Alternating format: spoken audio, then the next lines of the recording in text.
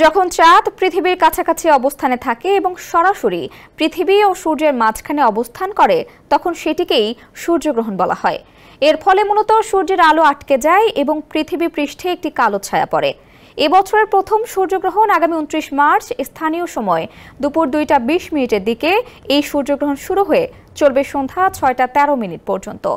Asia, Africa, Europe, Atlantic মহাসাগর, Antarctica মহাসাগর, উত্তর আমেরিকা এবং দক্ষিণ আমেরিকা থেকে এই সূর্যগ্রহণ দেখা যাবে। তবে ভারত থেকে এর দেখা মিলবে না। সূর্যগ্রহণ সরাসরি দেখা উচিত নয়, কারণ এর ফলে চোখের রেটিনার ক্ষতি হতে পারে। এজন্য সূর্যগ্রহণ পর্যবেক্ষণের সময় চোখের সুরক্ষা ব্যবহার করার পরামর্শ দেওয়া হয়। দেশ জুড়ে তোলপাড় ওয়ালটন ফ্রিজ কিনে আপনিও হয়ে যেতে পারেন মিলেনিয়ার। মহাকাশ গবেষণা সংস্থা নাসা জানিয়েছে এবছর দুটি সূর্যগ্রহণ দেখা যাবে, যার মধ্যে একটি আগামী 29 মার্চ এবং দ্বিতীয় সূর্যগ্রহণ দেখা যাবে 21 সেপ্টেম্বর।